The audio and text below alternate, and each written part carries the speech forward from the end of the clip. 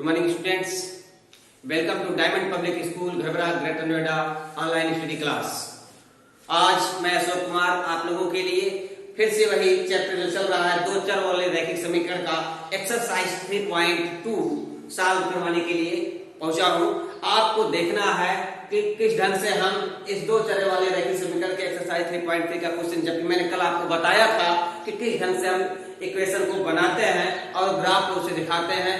अगर दो इक्वेशन दिए गए हैं तो उनकी स्थिति क्या होती है जब a1 upon a2, b1 upon b2, c1 अपान c2 उनके गुणांक निकाले गए हों और उनके बीच का जो संबंध बताया गया उसको आपको बताया गया कि यदि a1 upon a2 equal to not b1 upon b2 तो क्या होता है, और b1 अगर a1 upon a2 b1 upon b2 equal होता था c1 अपान c2 इक्वल ना हो तो फिर क्या होता है, और a1 upon a2 b1 upon b2 और c1 अपान c2 तीनों इक्वल हो तो क्या होता है। एक कंडीशन को मैंने कल आपको सॉल्व करा दिया था, बता दिया था। तो आइए देखते हैं आज इसी से हम क्वेश्चन को पढ़ेंगे कि अगर a1 upon a2 b1 upon b2 के टाइप का क्वेश्चन है जो दिया गया है उसके देखते हैं हम। एक्सरसाइज 3.2 का क्वेश्चन है। दूसरा क्वेश्चन इस टाइप का अक्सर कंपटीशन में भी पूछ लिया जाता है, इसलिए मैं इस दूसरे क्वेश्चन को लूंगा, बताऊंगा आपको। कह रहा है कि 5 पेंसिल तथा 7 कलमों का मूल्य कुल मूल्य 50 रुपए है। 5 पेंसिल तथा 7 कलम का मूल्य ये दिया है 50 रुपए,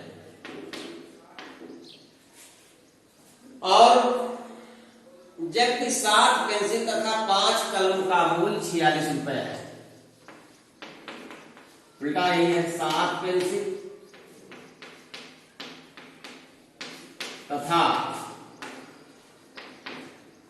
5 पेन का मूल्य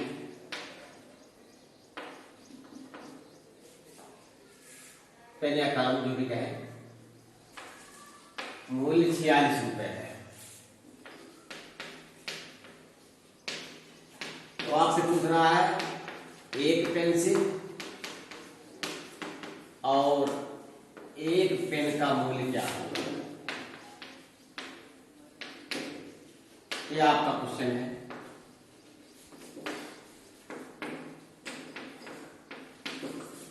वेरी एक पेंसिल और एक कलम का एक पेन का पूछ रहा है तो क्या होगा, आप जो है मान लीजिए किसका, इन्हीं का, एक पेंसिल का और एक पेन का मूल्य मान लीजिए अलग अलग। तो आप लिखते हैं यहां से, माना एक पेंसिल का मूल्य x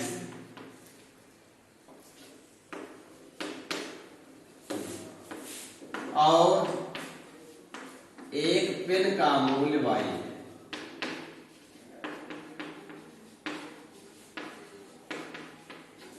ठीक, x और y मिल गया।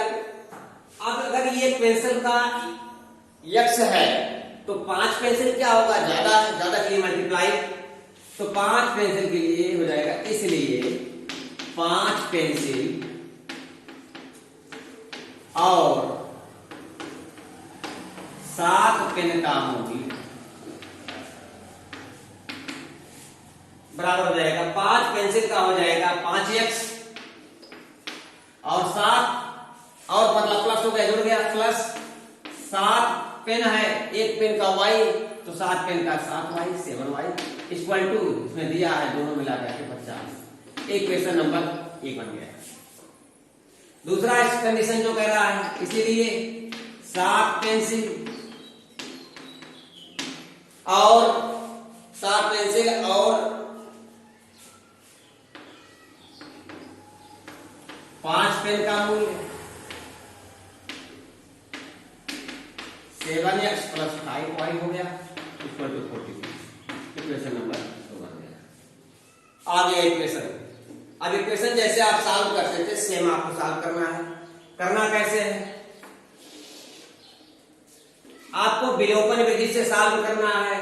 तो जब विलोपन विधि से सॉल्व करते हैं तो इसमें चाहे x के चाहे y के किसी एक के कोफिशिएंट को इक्वल करते हैं, गुणांक को बराबर करते हैं।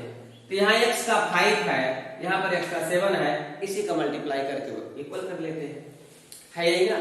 क्वेश्चन में कहीं अगर थोड़ा बहुत इधर उधर हो तो उसको आप देख लीजिएगा ठीक से, यही है।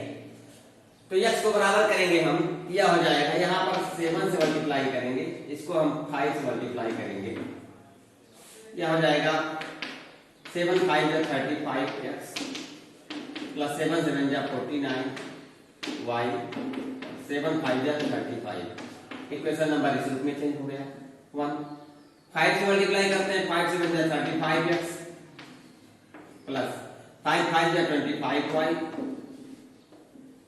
प्लस 5 6 जा 30, 5 4 जा 23 हो जाएगा। करेंगे करके अब आपको सॉल्व करना है, यहाँ पर प्लस 35, यहाँ पर प्लस 35 इक्वल हो गया ना। अब क्या करेंगे, आसानी से आप माइनस करते हैं।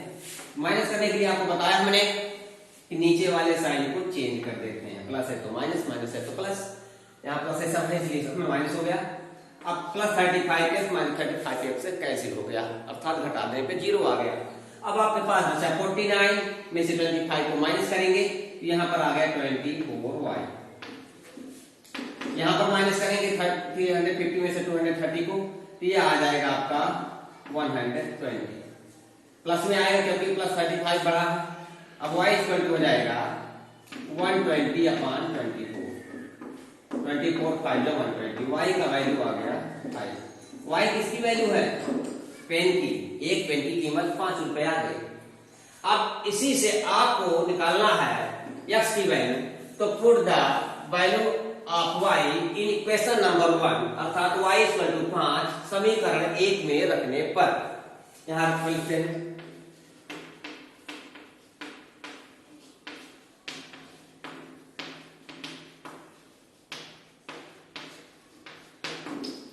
Five x plus 7y equal to 50, यही है। तो यहां पर आप 5x है प्लस 7 इंटू y के प्लेस पे लिखेंगे 5 equal to 50। 5x equal plus 35 equal to हो जाएगा 50, तो 5x इक्वल टू हो गया, इधर प्लस 35 है, इधर जब पक्षांतर होगा तो माइनस 35 होगा, माइनस कर दिए तो 15 आ गया। यह इक्वल टू हो गया 15/5। तो आ गई आंसर आपका आ गया कि एक पेंसिल की कीमत 3 रुपए है तथा एक पेन की कीमत 5 रुपए है। ये आपका आंसर आ गया। आप यहां पर लिख सकते हैं आसानी से, एक पेंसिल का मूल्य बराबर 3 रुपए और एक पेन का मूल्य बराबर 5 रुपए।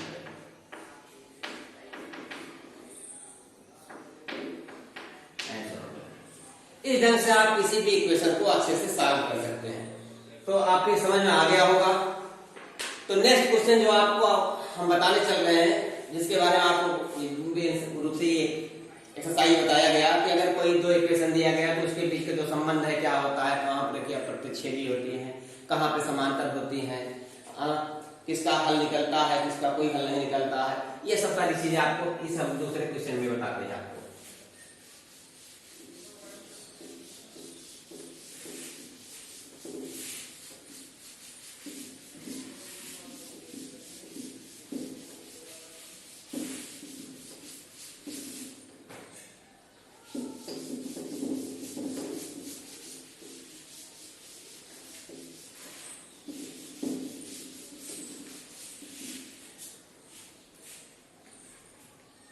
अब क्वेश्चन है आपका क्वेश्चन नंबर 2 है। इसका कह रहा है कि अनुपात A1/A2 B1/B2 C1/C2 की तुलना करके ज्ञात कीजिए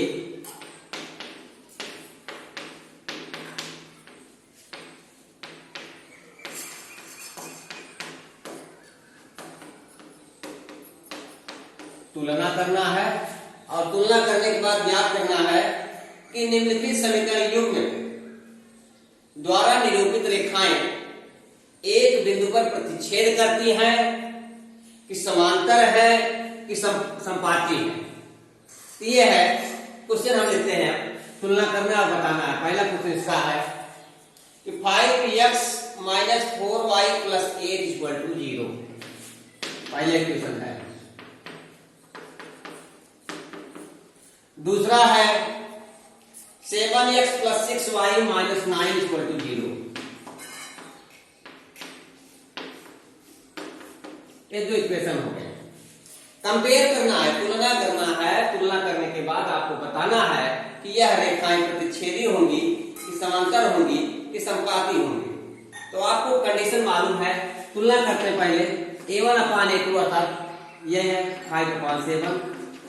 दूसरा है आपका b1 अपान b2 देखते हैं, यहां पर है माइनस 4 अपान 6। तीसरा है 8 अपान माइनस 9, यही है 7 अपान 6। अब आपको देखना है कि a1 upon a2 b1 upon b2 equal है कि नहीं। पहले चीज देखते हैं। यदि a1 upon a2 and b1 upon b2 equal नहीं है तो आप देख रहे हैं, दिख रहा है ना, चूंकि a1 upon a2 not equal to b1 upon b2, इसलिए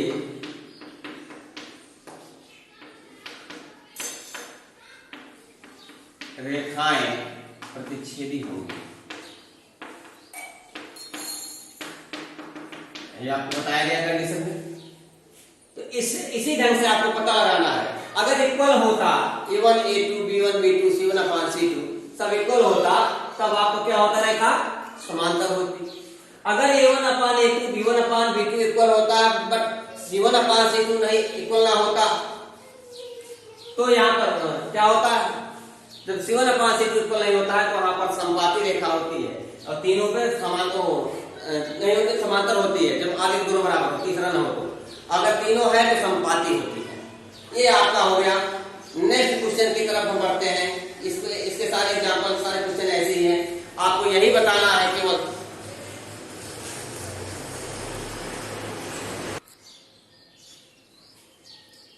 अब देखते हैं हम अगला क्वेश्चन।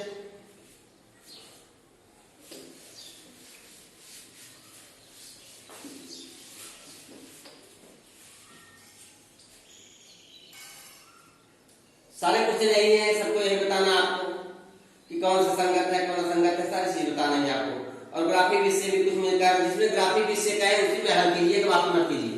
चलिए क्वेश्चन लास्ट आपको मैं बताता हूं उसमें का। इसमें जो है आपको निकालना है बाल की बीमा है। क्वेश्चन है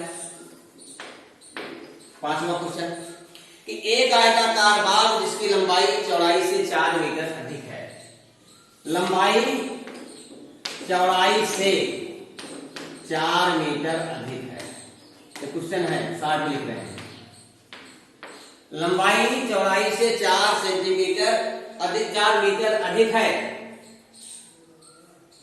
का अर्ध परिमाप 36 मीटर है और इसी का अर्ध परिमाप दिया है 36 मीटर।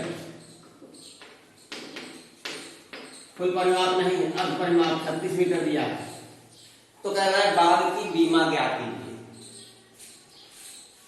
अब जब लंबाई और चौड़ाई की बात आती है तो आपको समझ में आ जाता है कि लंबाई और चौड़ाई है और कह भी रहा है कि आयताकार, तो आप आसानी से जो है बता सकते हैं कि ये हो गया।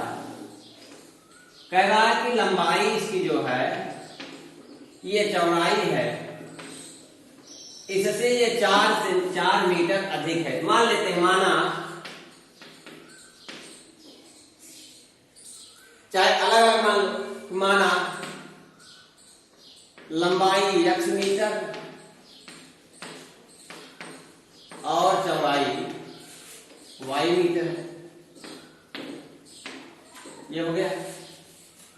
तो कह रहा है क्या कि इन दोनों का अर्ध परिमाप, नहीं पहले ये पहली कंडीशन से, प्रथम शर्त से, पहले क्वेश्चन जो है प्रश्नानुसार लंबाई इक्वल टू, लंबाई बराबर ये चौड़ाई से 4 मीटर अधिक है। चौड़ाई प्लस 4 मीटर, यही कह रहा है। तो लंबाई आपकी x है, चौड़ाई y है, तो y प्लस 4 हो गया। इसको हम पक्षांतर कर लेंगे तो x minus y equal to 4 हो गया, इक्वेशन नंबर 1 हो गया। दूसरी शर्त देखते हैं सेकेंड शर्त से।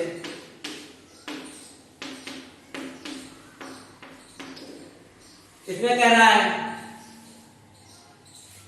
कि अर्ध परिमाप 36 मीटर है, तो आयत का परिमाप आप जानते हैं, लंबाई प्लस चौड़ाई इंटू 2 होता है, पूरे 2 होता है। जब अर्ध परिमाप हो गया तो अर्ध परिमाप में क्या होगा, उसके परिमाप में आधा हो जाएगा, 2 से डिवाइड कर देंगे तो क्या हो जाएगा, 2 से डिवाइड करने का मतलब हो गया कि यह 2 हट गया, तो आयत का अर्ध परिमाप बराबर हो गया लंबाई प्लस चौड़ाई।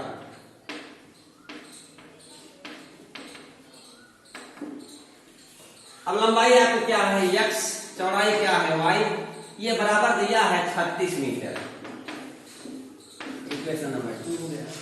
अब इससे आपको सॉल्व करके x और y की वैल्यू निकालना है, तो अब आसानी से आप कर सकते हैं। इसमें यहां पर समीकरण 1 और 2 साथ ले लेते हैं, और देखिए यहां पर गुणांक बराबर है और प्लस माइनस भी कट गया, प्लस वाई से माइनस वाई कट गया आसानी से, तो यह हो गया x x समान है, जुड़ गया 2x हो गया, 36 4 40, x इक्वल टू हो गया 40 अपान 2, 40/2 कट गया 20 हो गया। अब x की वैल्यू पुट कर देते हैं समीकरण 1 में, x इक्वल टू 20 समीकरण 1 में रखने पर